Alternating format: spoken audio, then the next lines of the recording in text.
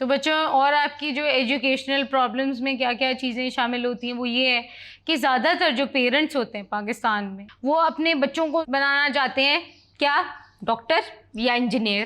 اب ان کے لحاظ سے یہ زیادہ سے زیادہ آپ کو منی جنریٹ کر سکتا ہے، تنخواہیں اچھی ہوں گی یہ وہ، لیکن پیرنٹس انفارچونیٹلی یہ سمجھنے کی کوشش نہیں کرتے کہ کیا ان کا ٹیمپرمنٹ ہے، وہ بننا چاہتے ہیں ڈاکٹر انجینئر یا نہیں، یا بس میڈیکل کرنا ہے اور اچھے نمبر آنے یہ وہ. اس سے کیا ہوتا ہے کہ آپ کے جو اسٹوڈنٹس ہیں یعنی آپ لوگ جو ہیں you come under mental stress, اور آپ لوگوں کے اوپر ایک امپوز کر دی جاتی ہے چیز کہ آپ نے یہی بننا ہے. تو اس کا بہتر حل یہ ہے کہ اپنے والدین کو آرام سے بٹھا کے سمجھائیں کہ آپ کیا بننا چاہتے ہیں، اور آپ کو فورس نہ کیا جائے. کیونکہ اگر آپ سائنس سبجیکٹس پڑھ کے آپ کو لگتا ہے کہ آپ بہت اچھی نوکریاں حاصل کریں گے تو ایسا نہیں ہے. جو آپ کی آرٹس کی فیلڈ ہے، جو آپ کی سوشل سائنسز کی فیلڈ ہے، اٹس ویری ڈائیورس.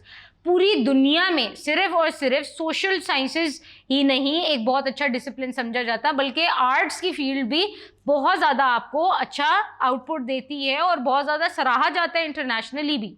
تو یہ پیرنٹس کو سمجھنے کی ضرورت ہے کہ جو بچے کا ٹیمپرمنٹ ہے اس کو اس کے لحاظ سے ہی بتایا جائے.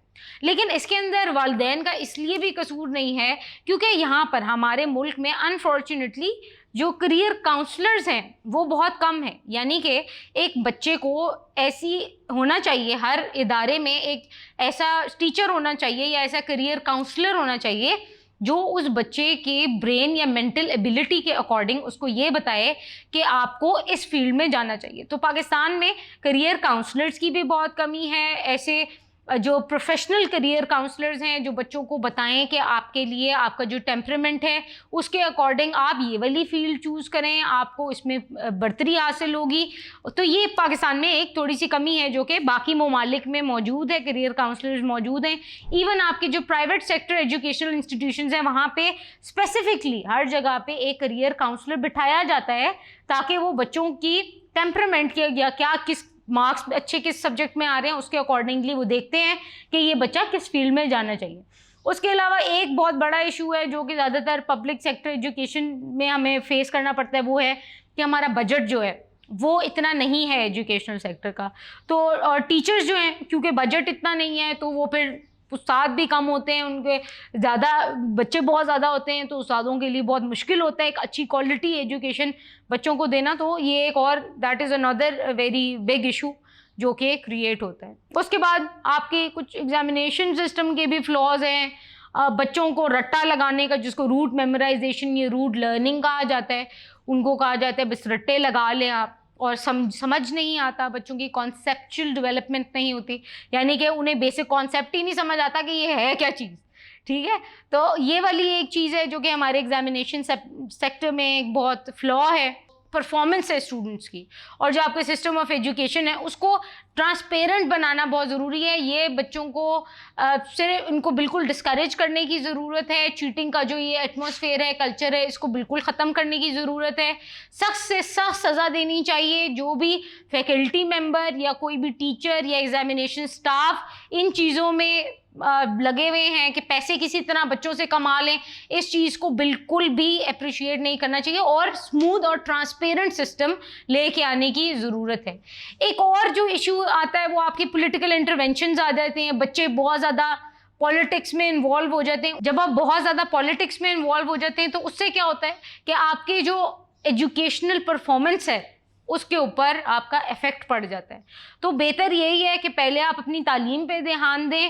اور اکثر اسٹوڈنٹس جو ہیں وہ ڈویژن میں لگ جاتے ہیں کہ ہم سندھی کا گروپ ہے، ہم بلوچی کا گروپ ہے، ہم پٹھانوں کا گروپ ہے. ایسی ان چیزوں کو بالکل بھی آپ لوگ آپ سب پاکستانی ہیں، یو شوڈ ٹرائی کہ آپ یونائٹ رہیں، سب لوگ ایک ساتھ رہیں اور اپنی ایجوکیشن دیکھیں. آپ لوگ جب فلرش تبھی ہو سکیں گے جب آپ اپنی تعلیم کے اوپر دھیان دیں گے. سو آپ کی جو پالیٹکس ہے، جو پالیٹکس آ جاتی ہے بیچ میں، لڑوا رہے ہیں ایک دوسرے کو، یہ والی چیزیں جو ہیں آپ کی ایجوکیشنل پرفارمنس پہ بہت زیادہ افیکٹ کرتی ہیں.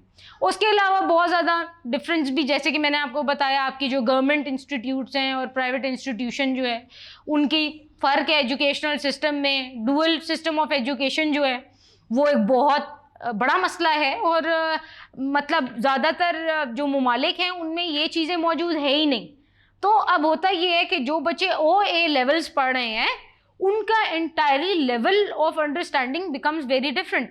آن دا ادر ہینڈ جو پبلک سیکٹر ہے, کیونکہ آپ کا کریکولم جو ہے وہ کب سے مطلب 20-20 سالوں سے چینج نہیں ہوتا, تو اس سے کیا ہوتا ہے کہ آپ کا جو پبلک سیکٹر ہے وہ اتنا تعلیم, جو امیر لوگ ہیں, جو ایلیٹ کلاس ہے, وہ کوشش کرتی ہے کہ بچوں کو پرائیویٹ سیکٹر میں ڈالیں, کیونکہ وہ ویسٹرنائزڈ ایجوکیشن ہے, ان کی تعلیم کا طرز ڈفرینٹ ہے, ان کی کتابیں ڈفرینٹ ہیں. On the other hand public sector کی کتابیں ڈفرینٹ ہیں. تو یہ جو ڈوئل سسٹم چل رہا ہے سائڈ بائی سائڈ, یہ ختم ہونے کی ضرورت ہے, اور ایک طرح کا تعلیمی طرز ہونا چاہیے, ایک ہی طرح کا, تاکہ سارے جو مینٹل لیول ہے آپ کی عوام کا, بلکہ جو اگر آپ چاہتے ہیں تو پبلک سیکٹر کو آپ ایڈوانس کریں, ان کی جو کریکولم ہے وہ بہتر بنے. اس کے علاوہ یہ جو سسٹم ہے جو آپ کی یہ ڈائیورس کر دیتا ہے, کلاسز اس سے مرج ہو جاتی ہیں, مطلب سوشل کلاسز ڈفرینٹ بن جاتی ہیں.